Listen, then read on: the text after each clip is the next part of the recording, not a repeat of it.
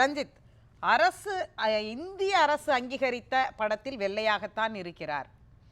ஆனால் ஏன் இந்திய அரசியலமைப்பு சட்டம் வழங்கியதை பாதுகாக்க வேண்டிய இடத்தில் இருக்கக்கூடிய ஆளுநர் அதற்கு காவி உடை பூசுகிறார்? இந்திய அரசே வெள்ளை உடையை தானே அங்கீகரித்து திருவள்ளுவர்னு இது பண்ணியிருக்கு. அவர் பெயர்ல ஸ்டாம்பு வெளியிட்டிருக்காங்க. எல்லாமே அந்த வெள்ளை உடையில தானே இருக்கு அப்படிங்கிறது தான் அவர் காண்பிக்கிறார்.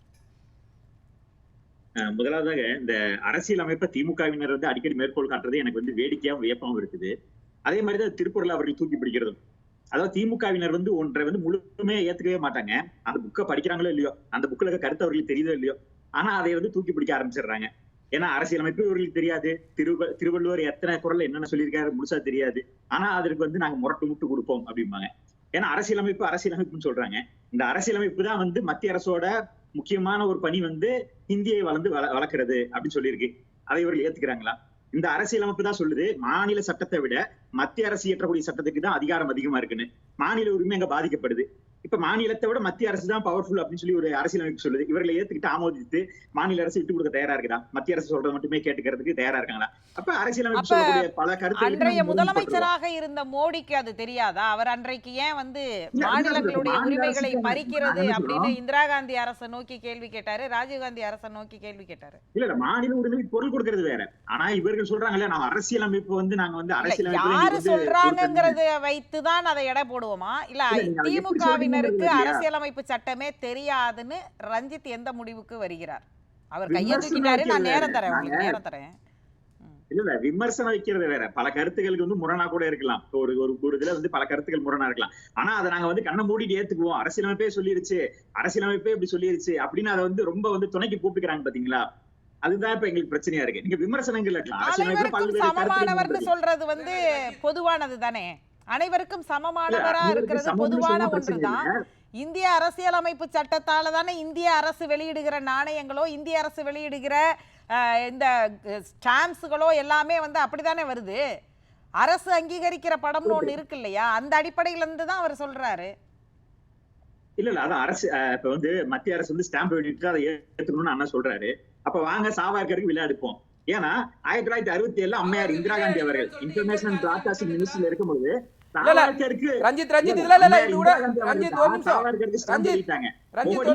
RSS இல்ல, பாஜகவே இல்ல, அன்னைக்கு பாஜகவே இல்ல. 1967 வீர சாவர்கருக்கு ஸ்டாம்ப் வெளியிட்டதே அம்மையார் இந்திரா காந்தி. இந்து மகாசபையில இருந்து போனவங்க எல்லாரும் இல்ல இத பாருங்க, நீங்க போற போக்குல அப்படி தூவி விட்டு போக முடியாது. இந்து மகாசபை இருந்ததா இல்லையா? இந்து மகாசபையில இருந்து போனவங்க எல்லாருமே.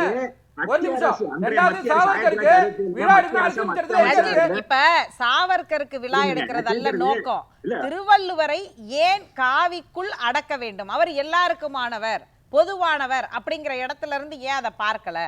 அவர் என்னைக்காவது அவர் இந்து கடவுள், அவர் இந்துக்காக மட்டுமே அந்த குறள்களை எழுதி இருக்கிறாரா? 10 அதிகாரம் அப்படிதான் பேசுதா அப்படின்றதெல்லாம் கேள்வி இருக்குல்ல. இல்ல அது வாஸ்தவம். இப்ப கலர்ல மட்டுமே இல்லைங்க, ஒண்ணு இல்லைங்க. நீங்க பிங்க் கலர்ல போடுங்க, ஊதா கலர்ல போடுங்க, கிளிப்பச்சை கலர்ல போடலாம். யாருக்கு என்னென்ன கலர் பிடிக்குதோ போடலாம். அரசியல் பண்ணுறது காவி கலர் பிடிச்சிருக்குன்னா போட போறாரு. அதுல இருக்கக்கூடிய கருத்துக்கள் அவர் ஒப்பிட்டு சொல்றாரு. போட முடியாது. ஏங்க நீங்க இதுதான் கலரை வச்சு அடையாளப்படுத்துறது. அப்ப நீங்க வர்ணாசிரமத்தை ஏத்துக்கிறீங்கன்னு அர்த்தம். அப்ப நீங்க வர்ணாசிரமத்தை ஏத்துக்கிறீங்க. மதிவாணன் அவர்கள் வர்ணாசிரமத்தை ஏத்துக்கிறாரு. வர்ண கலரை வச்சுதான் ஒருத்தர் அடையாளப்படுத்துவீங்க. என்ன கலர் போடுறோமோ அதுதான் ஒரு அடையாளம். இந்த வாட்ஸ்அப்ல பாத்துட்டு என்ன பேசுறாங்கன்னே தெரியாம சப்ஜெக்ட் சம்பந்தமே இல்லாம பேசிட்டு நீங்க வர்ணாசிரமத்துக்கும் வர்ணத்துக்கும் என்னங்க பிரச்சனை? யார் தாங்க நீங்க எல்லாம்? மதிவாணன் இருங்க மதிவாணன். ரஞ்சித், நீங்க சொன்னதுக்கு எனக்கு பதில் சொல்லுங்க. நீங்க அப்படியே போயிட்டே இருக்கீங்க நான் ஸ்டாப்பா. நான் எதுக்கு தான் நானும் கவுண்டர் கொஸ்டினை வைக்கிறது? ஒரு கொஸ்டின் சொல்லுங்க. வர்ணாசிரமத்துக்கும் வர்ணத்துக்கும் என்ன சம்பந்தம்? இல்லைங்க, வர்ணத்தின் அடிப்படையில அதாவது 4 வர்ணம், 4 நிறம், ஒவ்வொருத்தருக்கும் ஒவ்வொரு தொழில் செய்யக்கூடிய. மதிவாணன் நீங்க பேசாம இருங்க மதிவாணன், நான் பேசிட்டு இருக்கேன். நீங்க பேசாம இருங்க மதிவாணன். 4 வர்ணம் இல்ல, 4 வர்ணம் இல்ல, 4 கலர் இல்ல. வர்ணாசிரமம், ஆசிரமம் வேற, வர்ணம் வேற, வர்ண கோட்பாடு வேற. வர்ணம் அதுக்குதான் ஒரு 4 வர்ணம் இருக்கு. வர்ண கோட்பாடு அடிப்படையில கேக்குறேன். அவரை காவிக்குள்ள மட்டும்தான் வர்ண கோட்பாடு அடிப்படையில அடுக்கணுமா? எப்படிங்க? காவிக்குள் மட்டும்தான் அவரை வர்ண கோட்பாடு அடிப்படையில நாம வந்து அடைக்கணுமான்னு கேக்குறேன். காவியில மட்டும் நான் அதான் சொல்றேன், ஆளுநர் வந்து காவியோ அவர் வந்து ஆன்மீக கருத்தோட தொடர்புபடுத்தி அவர் காவி துறவி காவியோட அவர் தொடர்புபடுத்துறாரு. அதே வந்து திமுக அரசியல் பண்றாங்க. எவ்வளவோ விஷயங்கள் இருக்கு, இதை வைத்து அரசியல் பண்ணணும். அதுதான் திமுகவோட வேலை. அது போன வருஷமும் செஞ்சாரு. போன வருஷம் மடைமாத்திருக்காங்க. இல்ல நான் என்ன கேள்வி கேட்கிறேன்னா, ரஞ்சித் இதுக்கு முன்னாடி இங்க பாஜக ஆட்சியில இருந்திருக்கிறது. இதுக்கு முன்னாடியும் திருவள்ளுவர் இருந்திருக்கிறாரு. திருக்குறளை இங்க தொடர்ந்து பேசிக்கிட்டே இருக்கிறாங்க. ஆனால் ஏன் இப்ப திடீர்னு 5 வருஷமா காவிக்கு மாறுறாரு திருவள்ளுவர்? அதுக்கு முன்னாடி ஏன் வேற ட்ரெஸ்ல இருக்கிறாரு? அதை ஏன் நம்ம யோசிக்கவே மாட்டேங்கிறோம்? இல்ல அதாவது இப்ப இந்து அமைப்பினர் வந்து வள்ளுவர காவி உடையில அவர்களுக்கு பிடித்த காவியில போட்டுக்கிறாங்கன்னா எந்த பிரச்சனையுமே இல்லாம தான் இருந்தது. ஆளுநர்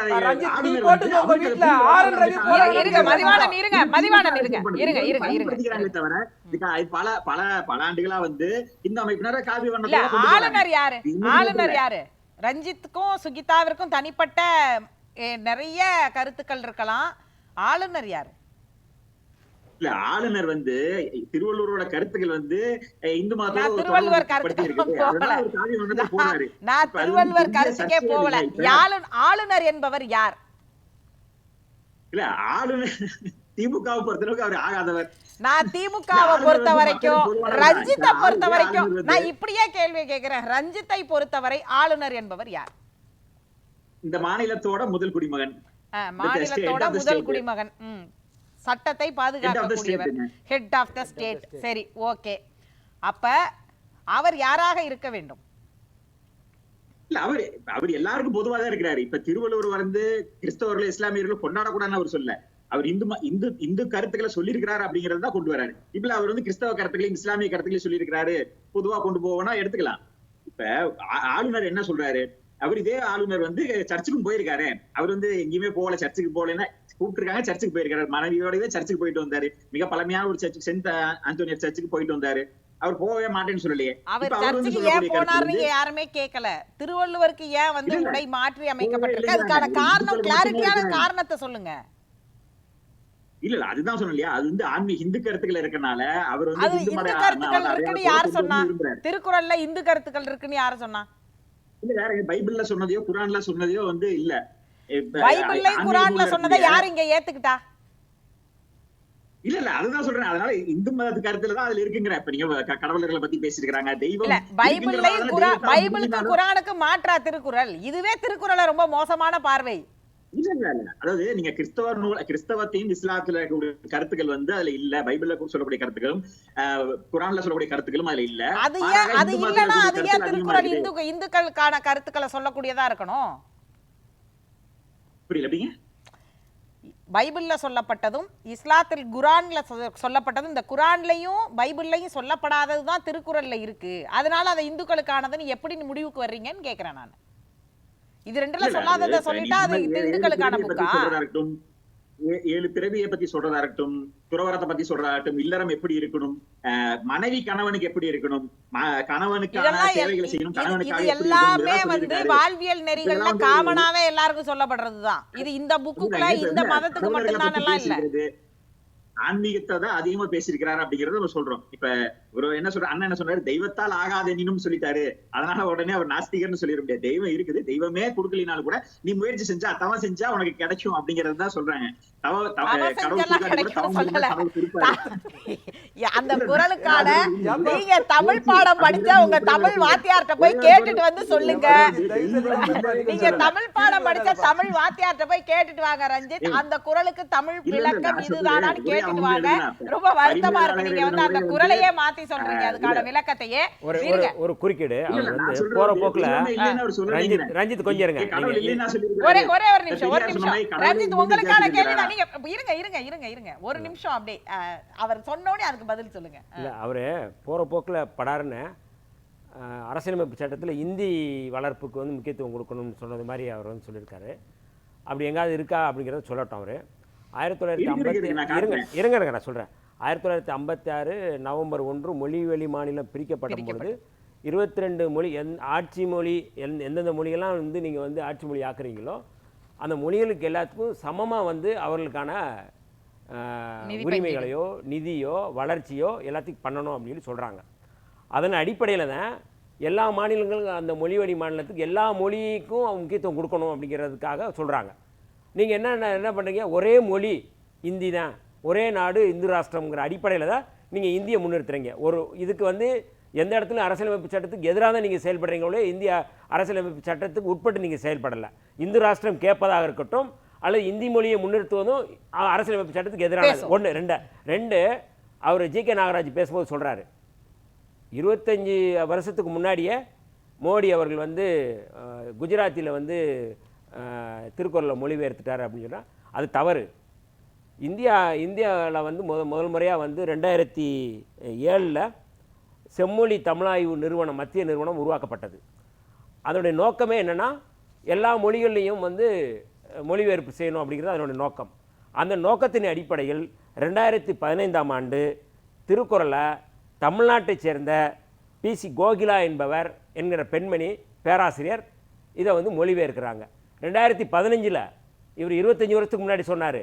2015 அங்கே இவர் பிரதமராக இருக்கும்போது, மோடி அவர்கள் பிரதமராக இருக்கும்போது அங்கே வெளியிடுறாரு. அப்படி வெளியிடும் பொழுது அவர் சொன்ன அந்த அவர் அங்கே வெளியிட்டு அவர் பேசும்பொழுது சொன்னார், இன்னைக்கு இருக்கிற பிரதமர் அன்னைக்கு 2015 இருங்க மிஸ்டர் ரஞ்சித், ஏங்க இருங்க, ஒரு தவறு, அதாவது உண்மையை சொல்ல விடாம பண்றீங்க பாருங்க, சொல்றேன் நான். அப்ப அவர் பிரதமர் மோடி, இருங்க கொஞ்சம், பிரதமர் மோடி சொன்னதை நான் கேட்கிறேன், நீங்க மோடி சொல்றது கேட்க மாட்டீங்களா? மோடி சொன்னதை நான் சொல்றேன் நானே. அவர் என்ன சொல்றாரு, திருக்குறளில் சொல்லி முடிச்சிடட்டும், அதுக்கப்புறம் உங்களுக்கு நேரம் தர ரஞ்சித், உங்களுக்கான நேரம் தரதான் போறேன் நானு.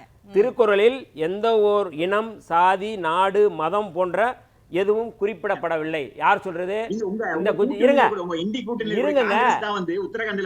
நூலை வெளியிட்டு ஏன் அந்த கருத்தை நீங்க சொல்லவே விட மாட்டேங்கிறீங்க? சொன்னது அதுதான் உங்களுக்கான கேள்வி, நீங்க அதுக்கு தான் பதில் சொல்ல போறீங்க. அந்த கேள்வியை பதில் சொல்லுங்க.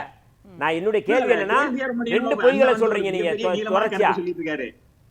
இல்ல மோடி அன்னைக்கு என்ன சொன்னாரு, இதுல இனம், சாதி, மொழி, மதம் எதுவுமே இல்லைன்றாரு. ஆனா இன்னைக்கு அவர் இந்து மதமா நீங்க மாத்துறீங்க. அவர் சொன்னதுல இருந்து நான் சொல்றேன் நானு. சொல்லுங்க ரஞ்சித். இல்லைங்க, நான் எனக்கு தெரிஞ்சு பார்த்தோம்னா இங்க இந்த யூடியூப்ல எல்லாம் பாத்திருக்கேன், ஒரு கிறிஸ்தவ பாதிரியார் காவி உடை போட்டுட்டு நிறைய பிரச்சாரம் பண்ணிட்டு இருக்காரு, சிலுவை போட்டுருக்காரு, யாருமே கேட்கல.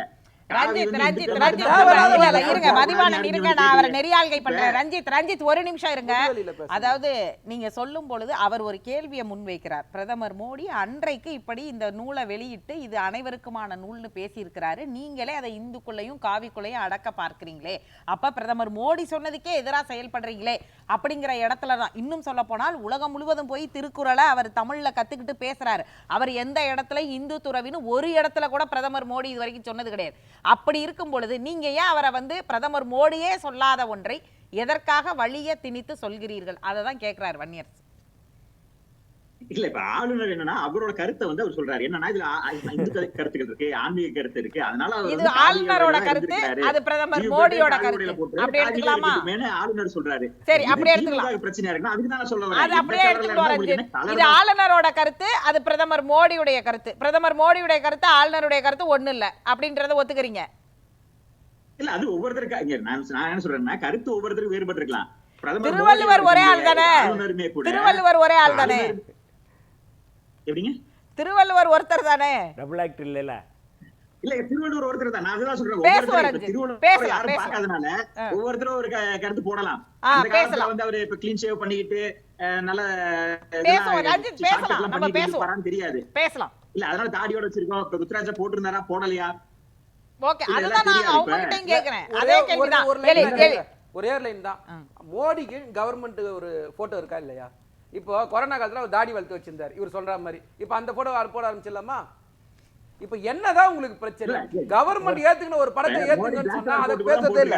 ரெண்டாவது அவர் சொல்றாரு, ரஞ்சித் இருவரா, அதாவது போகும்போது என்ன பேசுறாங்க, இருங்க வர டபுள் ஸ்டாண்ட் ஆள் இந்த உலகத்திலே பார்த்து இருங்க மதிவாணன் ரஞ்சித் 2 பேரும் அமைதியா இருங்க. 1 மணி நேரமா பேசாம உட்கார்ந்துருக்கிறாரு எழில். அதுக்கப்புறம் அங்கிருந்து என்ன நடிப்பாரு.